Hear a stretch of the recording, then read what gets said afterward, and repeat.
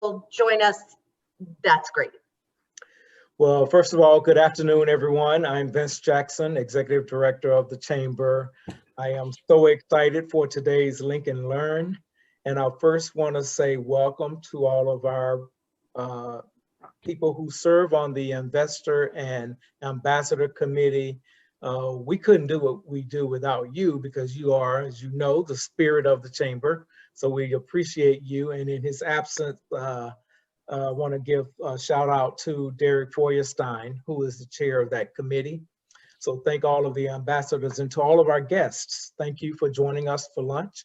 And to our board members who are here, thank you as well. So with that, Jess, I'm just gonna turn it back over to you so you can keep it going. All right, great. Welcome everyone. We're so delighted to see you here.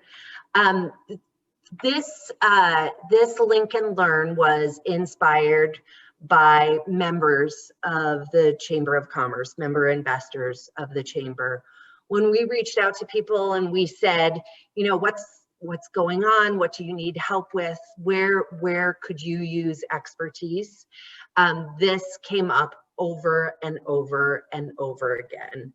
For many people, networking and relationship development was something that you did in person.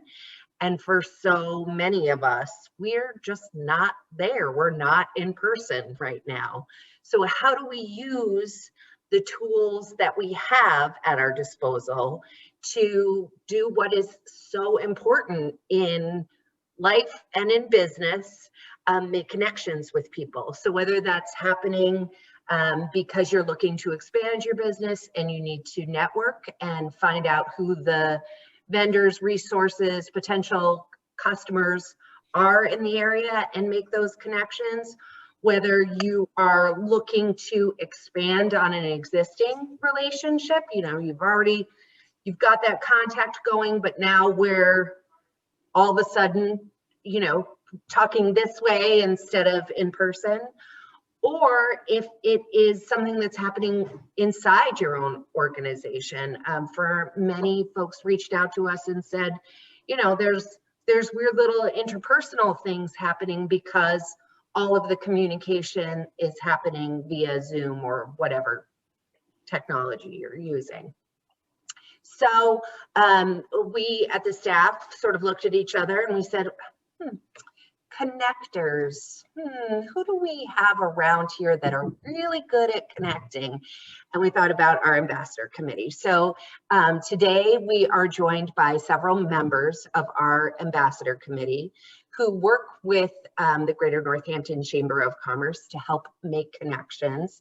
They're the organization or the committee that is charged with welcoming new members and helping them to get engaged in the chamber community.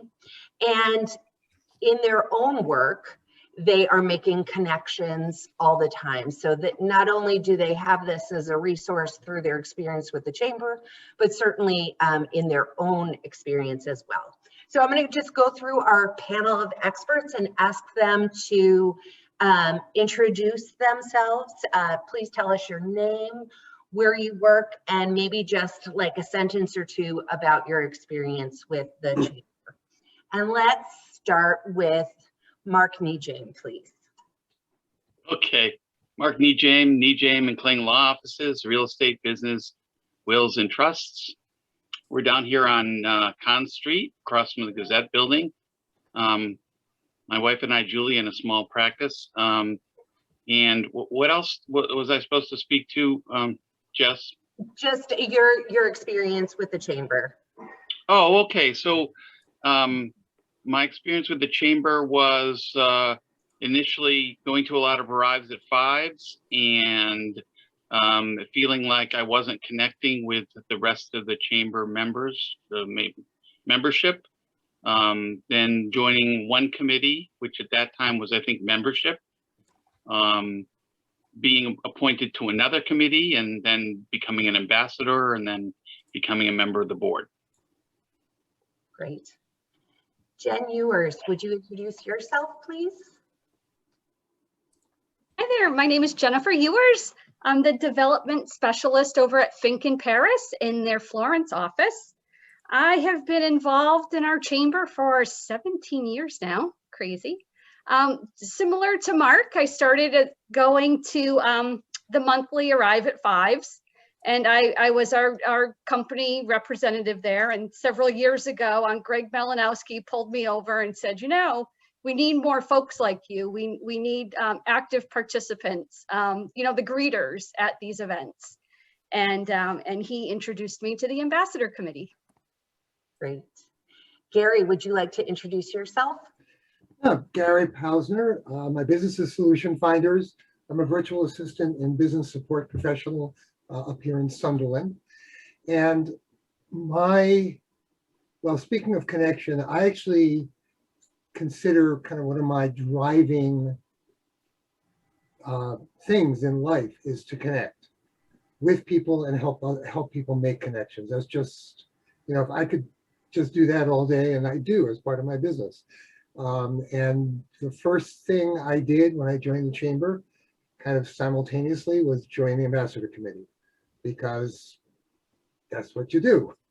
And I felt, you know, I felt like I wanted to contribute, but also it was all about making those connections. And since I've been working virtually for, you know, 20 or 30 years, you know, basically working out of my home office for other clients, I have a lot of experience with the virtual world, even though there's been new aspects to it, you know, with all the new Zooms and such. So I've learned a lot that I'm happy to share with people. Great, thank you, Gary. Let's see, Meghan McCormick. Hello, my name is Meghan McCormick. I'm an associate broker at DeLapp Real Estate here in Northampton. I joined the chamber back in 2013 and immediately got pulled into the ambassador committee by Rich because I wouldn't stop talking to everyone at the Arrive at Fives. So he figured I might as well put it to good use and help the chamber and help grow my business. So it's been awesome. And then of course you get pulled into one committee after the other. And if you miss a meeting, you end up on 3 more committees. So here I am and I love it. It's such a great group. We have a lot of fun and I can't wait to talk to more people and get back live. Great. Chris, would you introduce yourself? Absolutely, thank you. Hello everyone and welcome. Thanks for joining us today. For those of you who I haven't met in person, I can't wait to meet you in person. And like Meghan said, just basically talk your ear off for 15 or 20 minutes.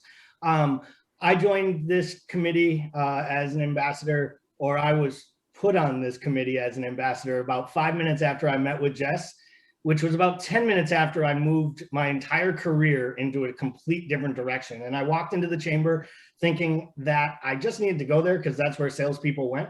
And what I really realized is I needed to be there because that's where successful people get together to become more successful. So the chamber has been instrumental in helping me grow and meet new folks. And more importantly, it's allowed me to give back to the community that I feel has been able to give so much to me over the last few years. So I'm so excited for all of you to be here today. And I can't wait to learn some of the tips and tricks from the rest of the panel because I know how dynamic a group of networkers they are. Thank you again for coming. Chris, that was awesome. You gave me goosebumps. It made me feel pretty awesome about what's happening here at the chamber. So thank you for that morale booster. Lindsay. I'm Lindsay, Barron, LaBonte. I manage and I'm a loan officer at Applied Mortgage in Northampton. We're a division of Harbor One Mortgage. We do residential mortgages. I was trying to think of my first experience with the chamber was probably actually going with my dad to networking events when I was 2. So naturally, I joined the young professionals group once I was out of diapers and they let me. And then from there, I sort of got my feet wet and then started going to the Northampton Chamber events. And then on this committee, and then now I've been on the board, I think for 4 years. So it's been huge. I mean, I would say just thinking about all the experiences I've had, it's probably helped me the most. Just somebody recently said that they refer to my dad now as Lindsay's dad rather than referring to me as Todd's daughter. And so I think that's just a really interesting sort of transition that's happened. And really a big part of it has been with everybody here in the community helping us through that. So. Great. Well, I would just like to, before we jump into the conversation, and really the way I like to run these meetings is really conversational instead of presentational, because you all have something to bring to this group, to this circle of professionals. So I would encourage you, whether you are a part of our expert panel or you're joining us today, if you have an idea, please share it. Let's make the chat feature really lively. So without further ado, let's get started. And where do we usually get started in these things? We get started with networking. And, you know, up until last March, networking had one picture in my mind, right? It was a chamber arrive at 5. And there were 100 people in a room, and there was cheese and crackers and friendly faces. And things look very different now. You're not walking up to a group of people and handing them a business card. It's something entirely, but so many things remain the same. So panel, I put the question to you. How have you adapted? How are you networking now? What works for you? Want to start with Chris? Sure. So honestly, what's worked is being everywhere I can be as often as I can. I was someone who went to every event, maybe too many events, but what I recognized was there was an importance about not just showing up and being on time, but, you know, actually being present when you're there. And I think that's been lost here in this world of going into the virtual space. The idea of showing up for a Zoom call to fill in this ridiculous little square on a screen isn't enough just to be there and fake head nod and bob. You have to be engaged with the conversation. You have to, you know, throw up ta-das and wave and clap and bring energy, because it's harder than ever to be authentic and to be memorable in these little squares. Some folks have adapted to the comfort of being behind the screen and the camera, and that's amazing. And hopefully that will help you expound upon the amount of networking you can do. But my number one recommendation is sign up for the events that you can make and be present when you're there. And if you can't make them, or if you're not going to be paying attention, or you're going to be on this monitor doing email the whole time, you're better off to actually skip that event and come back to one when you will be there, and you'll be present, because it is clear to everyone on every single networking call which members of that group are there physically and mentally during the entire hour. And that commitment goes a long way to thinking whether or not you want to do some business or grow that relationship further. So it's really be there, be present, and more than anything, be yourself.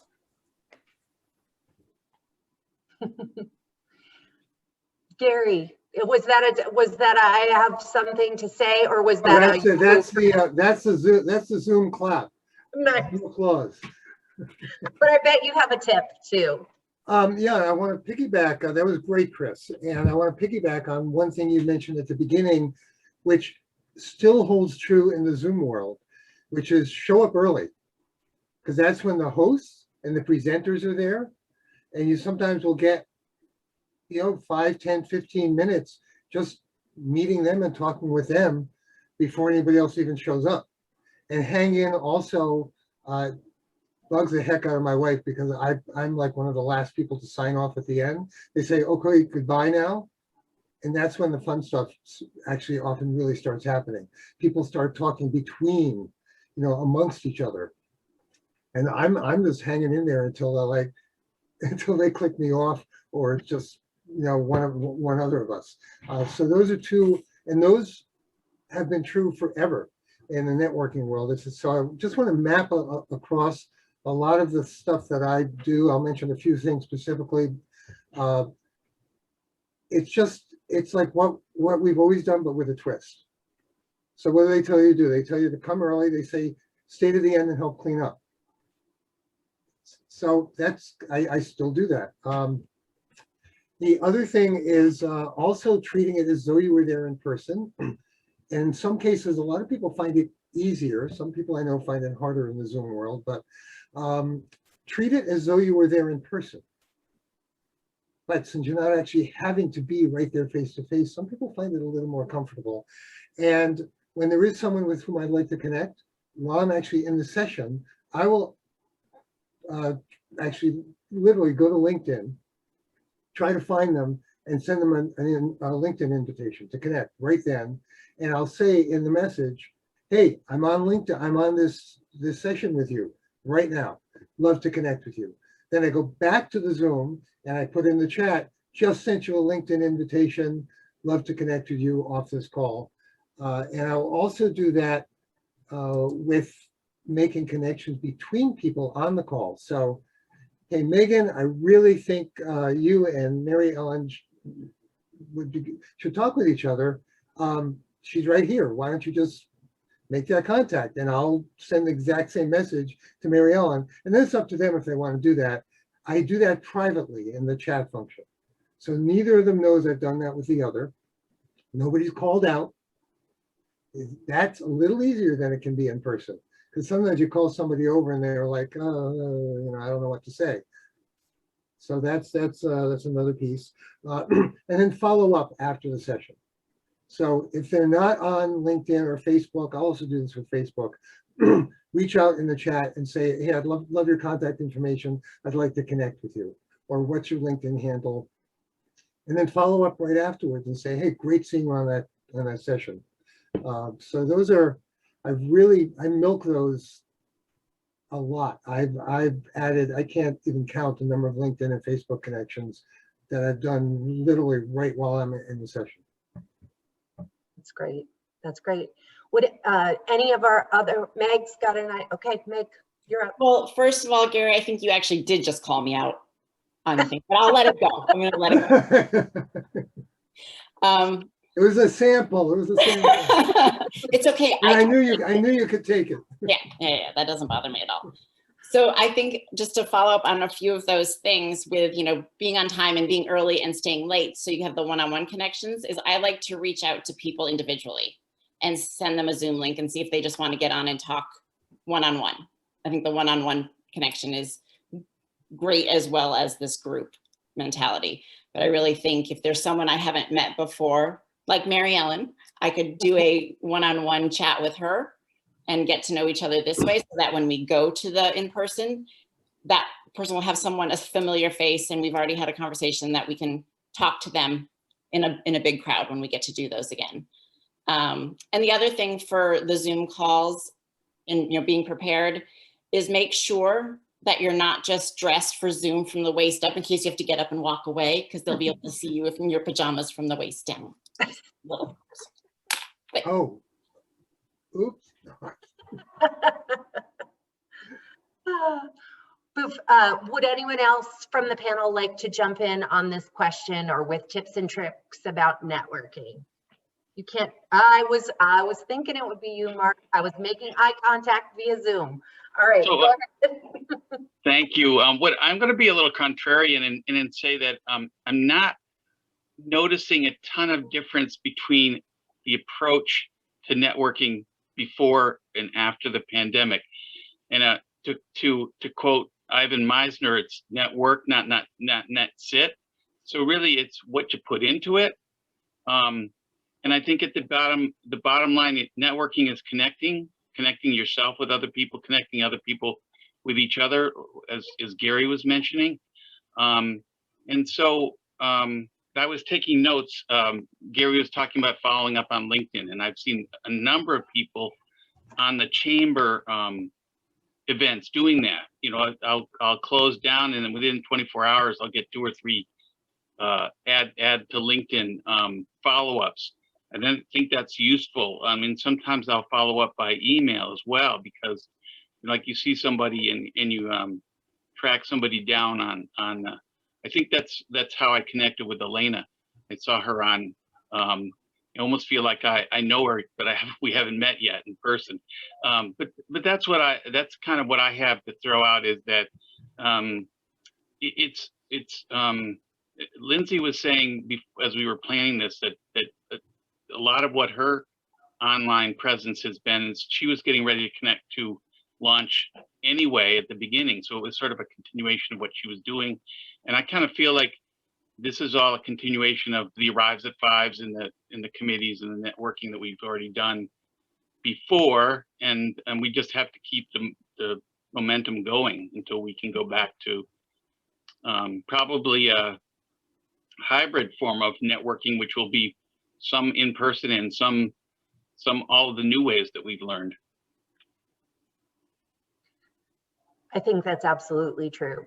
We were just talking about that internally at the chamber the other day. You know, there will be a place for it all, I think, and because different forums work well for different businesses, different industries, different human beings. So one of the things that salespeople do, that folks in marketing do, that you do when you're looking to do business with someone is create, foster, maintain a relationship. So that used to be meeting for coffee or taking someone out for lunch, or perhaps you're meeting up with them at a networking event. And we're not having lunch together, or at least not in person.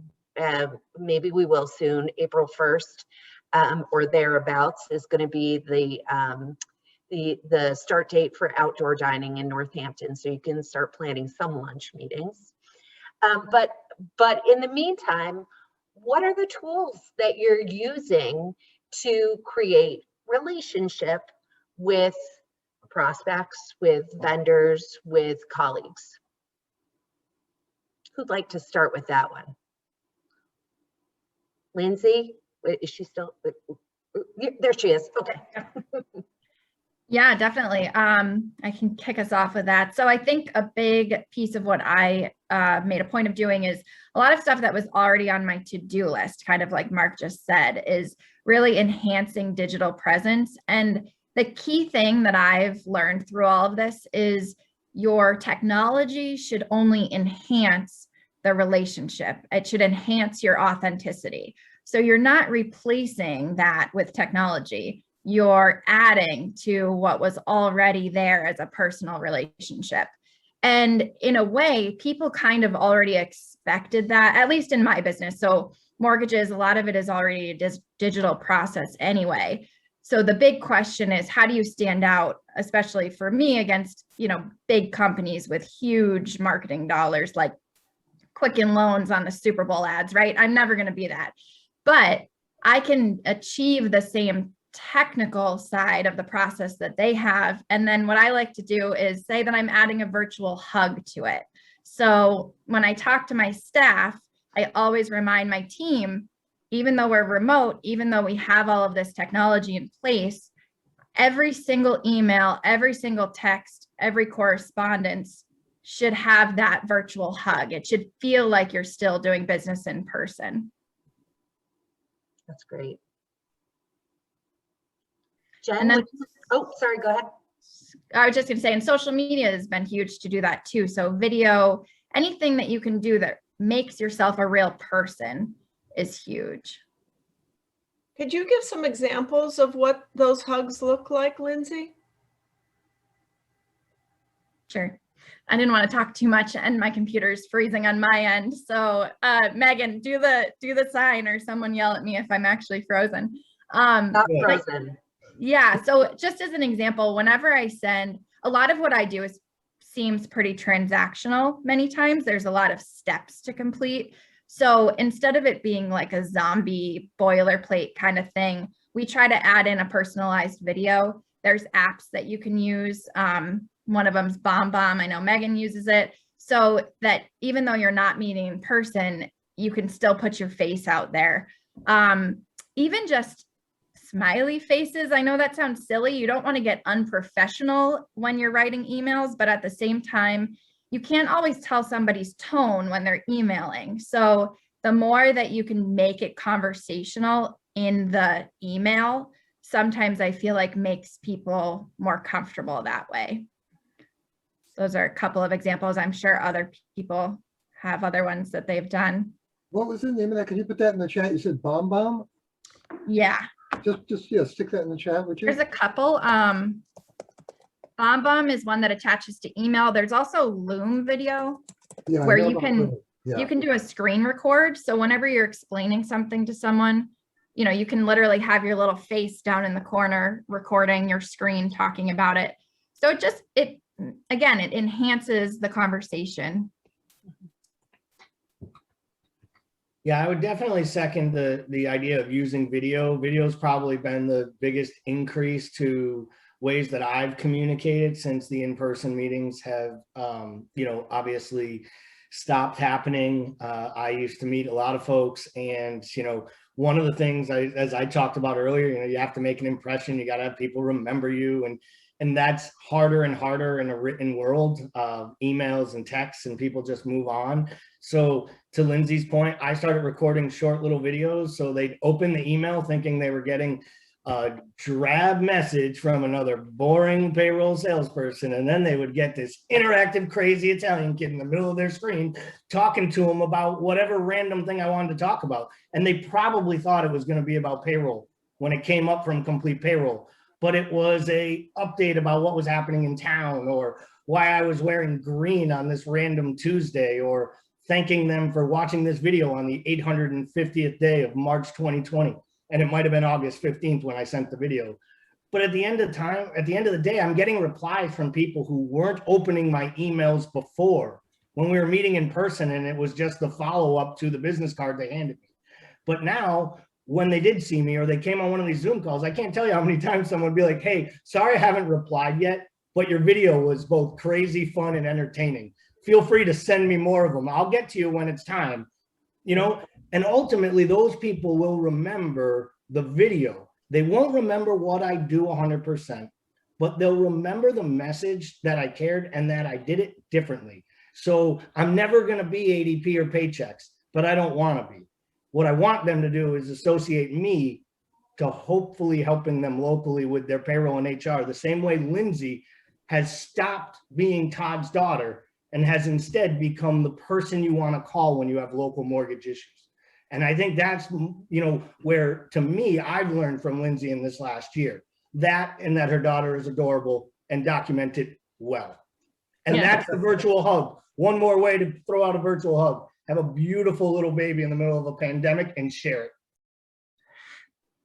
Yeah, I'll want to piggyback and amplify what both Lindsay and Chris have said, and also Mark. I think you know, now that people are actually expecting virtual communications and meetings, it's a lot easier to develop client communications using email, texting, and messaging versus things such as LinkedIn and Facebook, as well as the phone. Although I have found that people prefer texting, which I prefer the phone, but whatever. Used to be a bit of a struggle sometimes to say, hey, I'll reach out to you on this, you know, and they'd never even check. I was one of those people. I didn't even used to check Facebook Messenger. Like, it would go like 2 years and I'd find somebody sent me a message. And now I'm using it a lot. And I think it's really key, I've found, to be adaptable to what the client seems to want. So there's like, you know, if you've got a process that says, well, you're supposed to send this message and then do this and this, you know, that's not for everybody. Notice what approaches they actually respond, to which they respond, and follow their lead. And so many people forget that. And maintain those relationships by sending those quick notes. I love, you know, those ideas you threw out. And, you know, handwritten notes, a postcard, a little note, thank you, it was great to connect with you, and stick a stamp on it and mail it. You will be remembered, because how many people do that now? I can literally count on one hand how many handwritten notes I've gotten this year from people, other than maybe, you know, well, my birthday was last year. So, you know, and I know who they're from because they stand out. So you want to stand out. You want to be front of mind. And also, two things that I just learned about within the last couple of months. Messenger, Facebook Messenger, if you do Facebook, has a voice app. You click a little button and you can record a 1-minute voice message that carries your voice tone and you're very personal. And if you stumble over something, don't re-record it. Be real. And you get a 20-second video. There's another thing there where you can just click the little picture button and you can record a 20-second video. Just say, hey, so glad we connected and love that picture of the baby. You know, that's just awesome. It's about how much time you get. But that makes a connection. People will respond to that. One last little thing there. Not everybody will open those because there's so much spam. So if they don't, send them a direct text in Messenger or however you can reach them and say, hey, by the way, I sent you this thing in Messenger. It really was from me. Because a lot of people, I don't open those things without checking first. And that's a really critical safety thing. Do not open those from anybody, even if you think you know them, unless they tell you it's them or you confirm with them first, because there's a lot of spam out there. And you know, if one thing doesn't work, try something else. Just be flexible. Boom. So many great points.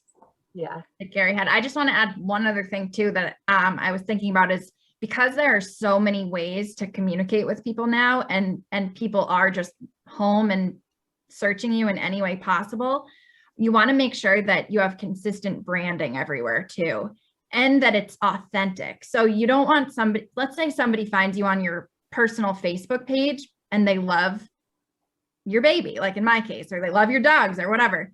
And then they try to find your business page and it's like totally different and stark and, you know, too professional.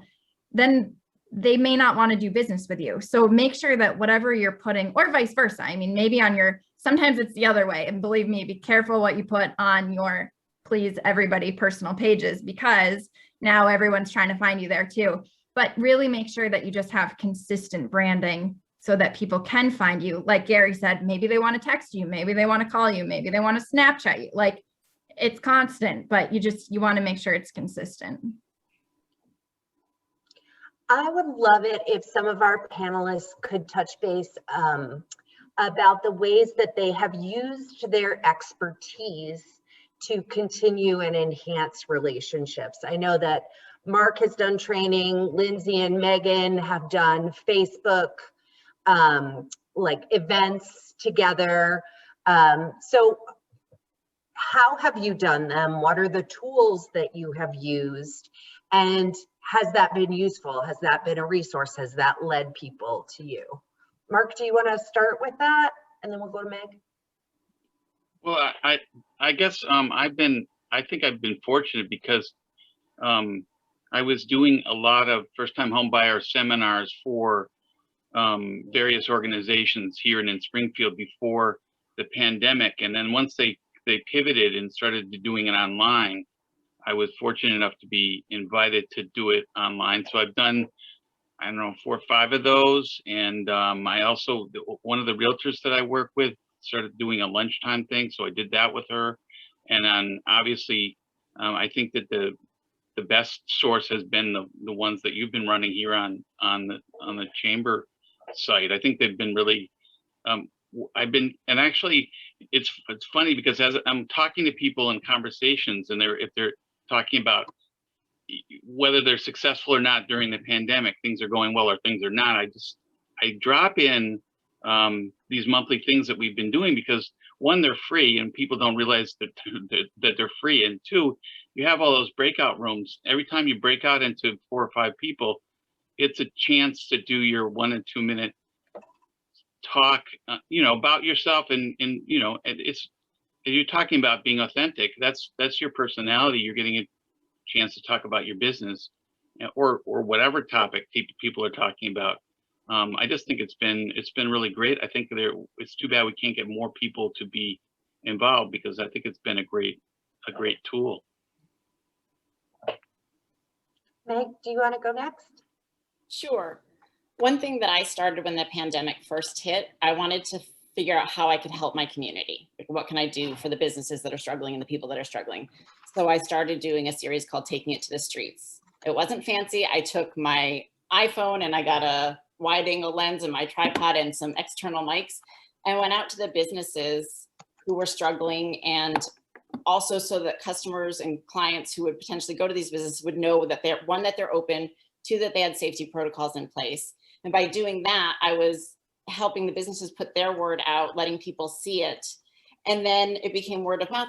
I had people contact me, oh, will you do a video with me? So I got to meet so many different businesses that I might not normally get to speak with the owners and go inside their business and see behind the scenes and ask them what I can do for them. How can I help you with your business?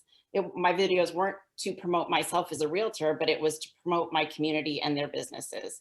So I really got to connect with people that way. And I was really grateful to meet a lot of wonderful people. And then I've gone back and done follow-ups as the restrictions have changed and the COVID guidelines have changed. So I've been asked back to do more. And that in turn, by just putting myself out there and helping the community, people have contacted me because they've seen me out there to help them with selling or buying their home. So in a roundabout way, it helped my marketing and my business, but it was more for my community, for all these businesses that are in the chamber and in our little area. So it's really important to support them during this time. And I call that karmic networking. Right, for sure. And that I think that's so important. And of the people, I have a very interesting perspective. I don't know that I ever introduced myself to everyone. I'm Jess Thompson. I'm the Director of Investor and Community Relations at the Chamber. So I have a very interesting perspective at seeing lots of people network a lot of the time. And the most successful networkers, the most successful relationship developers utilize their position as a connector, and they don't necessarily expect to get business in that one instance or that one transaction, but often they create a connection maybe over here between person B and C, knowing that connecting B and C will likely create a good feeling about them. And then when they need a mortgage, or they need a real estate attorney, or they need a realtor or an insurance company, they're going to be like, that person took care of me. They were a friend, they were a colleague, and that meant a lot. And Jen, I know that you had experience with some podcasts. Yeah, was it a podcast, or was it I'll let you. Yeah. So I was just thinking about tools that we've used, and I used to attend so many events, and I was, very kind of polished. I could always have my right hand clean, right? You want to, you can't hold your drink in your right hand because you have to shake hands and hand out business cards. And now I think you're stripped down, we're more authentic. And I did a podcast recently because so many people, it's the spring and they're asking me about flood insurance. And I was just trying to think of a way to communicate, where we could have a conversation using the tools now. And so recently we did a podcast, and again, it's just stripped down. It's a conversation. We could share it, on our personal Facebook page, on the company page, across all the platforms. And it was just fun thinking, what was something that I haven't done before now in pandemic times? How can we reach people differently? How can we have a conversation without being together? And so it was fun to try something new. And it wasn't perfect. I mean, the doorbell kept going off, right? The bell every time someone walks into the office. So you could hear that 100 times. But by now, a year in, we've all been on the Zoom call when someone's dog comes into the room, when the UPS is delivering a package, when your kid just needs something. So it is what it is. It's just, we can be ourselves and it's okay. And so I just want to reassure folks that it's okay. It's an absolute miracle that no one has screamed, "Mom," in the middle of this particular meeting. Be careful, it's not over yet. I was just gonna say, what are you doing? You got 19 minutes. You jinxed yourself, Jess. And to Jen and Megan and Lindsay specifically, I saw the podcast. I've watched and enjoyed Lindsay and Megan's videos all the way back to before the pandemic when they were recording them together, including when Lindsay goes live, I get my little update on my phone. Lindsay's live talking about mortgages, and I know where I can go to check in. I also know how I can help. Lindsay's made it easy for me to understand what I can do to help her, and in turn, the business at Applied Mortgage. she's sharing content and making it clear in that content of what she's trying to do by getting the word out, being a resource. So it allows me to then say, hey, you know what? I'm not going to ask Lindsay, do you need me to share this post? I know if I can click share, there's an understanding there that more people, more eyeballs is a positive. And I think it's something I looked at as a way to connect and give back. So I started asking everyone I signed up, the day I signed them up, is it okay if I like, share your posts on Facebook? Do I need to ask you if it's okay to say like, look at this, another award for Serenity Yoga in South Hadley, Massachusetts? Well, I know I don't have to ask that question. That owner has said to me, you know, you can say I'm your client, you can champion me anytime you want to spend time championing me. Well, it also then allows them to comment, like, share. It lets other businesses following them know that they're working with us. It allows people to understand what's happening. And I think we have to do that as a business community. We have to be celebrating our local successes. We need to be building up the nonprofits, getting new grants. I want the energy in the business community because that's a natural pass. And I'll kind of wrap it up with this. When we started this thing, right, we were supposed to all tell everyone what we did and quick introduction. I didn't tell anyone I did payroll. And I realized I know a lot of people on this call, and I can't honestly think of one individual conversation I had with any of you at an Arrive at 5, a Zoom call that centered around what I did. Because all I've ever wanted to do is get to know everyone in that room better. Because if I can understand what they do and how I can help them, they'll know what I do and when it's time to ask me for the professional guidance and support I need. And I just think that that comes through with what Jen said and Lindsay, Gary, Mark, and Megan. Like, we're all sharing from different angles how we've been able to manage this process. And I just say to anyone on this call, you couldn't go wrong reaching out to any one of the 7 speakers today.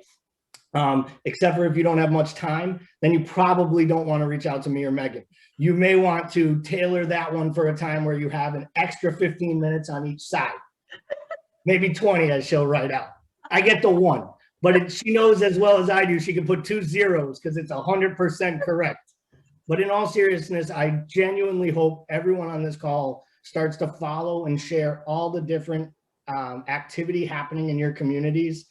Get more word out there, and we need to champion the success here in Western Massachusetts and in the Valley. There's an awful lot of great things happening, and I don't know that everyone is aware of everything, and we can't assume people know what our messages are. And I think we have to share that message getting out there, and we can do it through networking virtually. Awesome. Awesome. So with that, I would invite everyone to use the chat to share your contact information, the company that you work for, your email or your phone, however you'd like to be reached out to, so we can support one another. While you're doing that, let's just take a moment to redirect our thoughts about connection. We've been talking about creating connection externally, specifically with sales. But we are now all working from home. Our consistency of connection is different. How we're connecting is different. How we are sharing our stories and, you know, what's impacting our work at any given moment is very different. So for those of you who work with a team, how are you facilitating and fostering connection during this time? Lindsay, do you want to start with that one? Sure. I'm just laughing by myself here because my team, I think, rolls their eyes every day at me because every day I pretty much have a different idea for them of some way that we can all improve something. That's just kind of what I like to do. I like to always just refine and improve and whatever. And so we have 10 staff in our office and we were always in the office most of the time. So it was pretty abrupt to just go completely remote. People did have flex remote hours before, but not all the time. So it definitely took a while to get a hang of things. What we do now is we have a morning meeting virtually on Zoom, and it's not to talk about work. It's just to talk about, hey, how you doing? Now, sometimes we accidentally start talking about work, but really we have somebody does like a corny joke of the day, just little, Your dad? whatever. It's not my dad. It's actually one of my other employees' husbands. So the other thing is like, you get a glimpse at everybody's home. I mean, that particular employee, her husband works nights. So like, she's literally in her bedroom because her kids are in the rest of the house. So that's where she works. And her husband is like going to bed while we're having our morning meeting. So it's totally a different relationship now, but trying to keep that personal touch with your team is really important. And also, I think that reflects on the way that your clients perceive your communication as well. So we also always have we use Skype. So we always have a Skype chat open with each other. And that way, if a customer calls me, it's not like I can just yell over the cubicle anymore. You know, I have to send a quick chat message and say, hey, what was your last conversation? So that then I look like I actually remembered, you know, what was going on. So really just that extra touch of doing a group text message or a group Skype message or something where you're staying in touch, and then put silly things there too. Like, what are those little memes or GIFs or GIFs, or I don't even know how you say it, but just something to laugh about is definitely huge. And the last thing third point here is this morning, I realized that all of my team, you know, because some of them are like 9 to 5. Everything kind of flows into itself now. So it's like, what are actually business hours anymore? It's really hard to shut yourself off. And I noticed that my team was always telling me why they were signing off. And I was like, you don't need an excuse to stop working. You know, you're supposed to work 40 hours a week, and you're putting in way more time than that now because there's not that barrier of, you know, driving to the office, going home, whatever. You don't have to tell me I'm signing off early tonight because I've got to cook my kid dinner when it's already like 6:30 at night. You know, you could have signed off an hour and a half ago. So I think just, at least for myself as a leader, trying to, again, keep that personal perspective and appreciate everybody, and just realize we're all going through so many different things right now too. It's a big transition working remotely. I mean, like, you know, work is just constantly right here at our timber fix. This is what happens when you have a 3-month-old. Fingertips is what these are called. So anyway, it's hard to shut it off. It's hard to, you know, have that divide. And I think the more that we can just be real with each other too is huge. Mm-hmm. And there's a cat. See, there we go. It's all real. There's dogs, there's cats, there's kids everywhere. Would anyone else like to hop in about the team building? Jen or Vince or Lou, being that you're on my team. Can I just throw in one little additional tool that I found really useful with those people with whom it works is just escaped my brain. Slack. Slack has been a really good tool for quick communications. You can send links, you can send attachments. Just a really good way to do that, and it's kind of immediate. Like they'll get notified. So that's it. Thank you.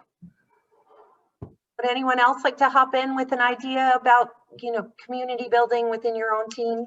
I just think one important topic is just the frequency of communication. I feel that I'm learning now, again in pandemic times, that it's better, especially with the team, to over communicate instead of not communicate enough, that it's okay to check in, maybe without having a clear question, just to over communicate, just to, it just adds support. It just adds that personal touch.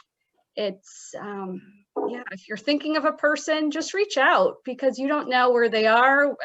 Like Lindsay said, that work barrier never ends now. It's constant. the expectations, and I mean, customer service. I mean, wouldn't that be a fascinating meeting, Jess? Just how expectations have changed, you know, folks. I mean, I'm in insurance. That ads say all day long, you can get a quote in 2 minutes. Anyone can do it. And that's what we're up against. So just in any way that we can support one another, I find the word that just comes into mind is over communicate. Just reach out, send a text, ask how they're doing.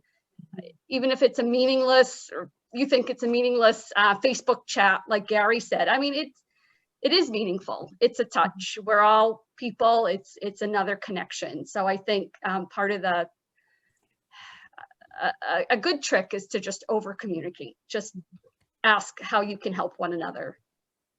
And I think a key part of what you said several times in that is how we can help each other. And Mark referred to well, anyway, I'm sorry, my brain is just going in 5 million directions here, all these great ideas. But remember, it's not net selling. Yeah, and I think that's the core thing. So make it not about selling. I mean, it's okay to throw in a couple of things here and there.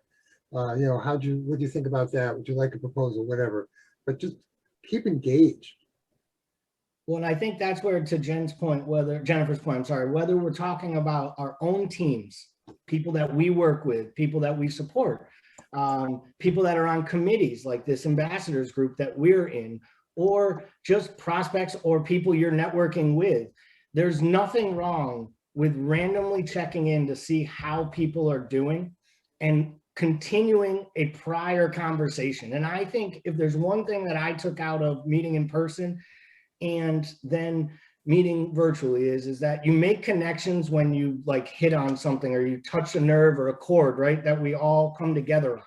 So you have to listen. And I try to leave every conversation I have, whether it's a one-to-one or like a first time meeting, where I'm going to listen. And I won't lie. Like the first time I met Lindsay and her husband was at a young professionals event, and it was really fun, right? And I must have walked away from her husband with a drink in my hand 3 times going, Sam, Sam, Sam. And I kept like repeating it to myself because I knew by the end of the night I was going to meet 5 more people. And most likely I was going to forget something. But the next time I saw Lindsay, I wanted to ask her like how Sam was doing and how his business was, or how the landscaping was going to start this new season, because that connection, that understanding that I listened and I cared. And I'm not asking Lindsay how business is at Applied Mortgage or what her record numbers are like for this quarter. I know she's doing great. I want to make a connection with her as a person, because then she'll probably lean more to work with me as a professional. And I think the more we think of this as like a personal connection that leads to professional activity, you won't worry about networking and net selling or net sitting or whatever buzzwords you have to hear. You'll just be going places, like making the room better that you walked into than when you started. And if you make every room better you walk into, in turn, like the community gets better and we all really grow from it. So if I learned one thing from this meeting today, is there's so much talent here, and that we need to share more and more of these types of ideas, both professionally and personally. And I think the sky's the limit for everybody on this call. And if I can be of any help or assistance, making connections, doing a call, talking your ear off for 20 minutes, whatever it is you need that day, reach out to the chamber and let them know. I'd be glad to help. We know where to find him. So we have 5 minutes left, and I would like to just open it up to the group to see if you have thoughts, if you have questions for any of our panel members, if you have questions for one another. I like this, Meg. The smartest person in the room is the room. That's great. Yeah. I mean, you talk to everybody, you put an idea out there, or if you have an issue or a problem or what can I do with my business, you put it out there, even if they're in your sphere or they're in your business line or whatever. You know, Lou might have a great idea for marketing for my real estate business. Like, I don't know how to reach X person or X group, you know, just put it out there. Don't be afraid. I mean, we're such a great community. We want everyone to succeed. Yeah. I'd encourage you to join the Facebook group. We have a chamber Facebook group. It's called is a chamber community? Lou, why am I blanking on this? GNCC community. Thank you. That's what it's called. GNCC community. See, this is like teamwork makes the dream work. I'd encourage you to sign up for that. And if you have questions, like Meg said, about a business issue, throw it out to the community. There's some incredibly smart and talented people who are part of the chamber community, and they're willing to help you. And then we'll make you an ambassador. Now you're scaring them.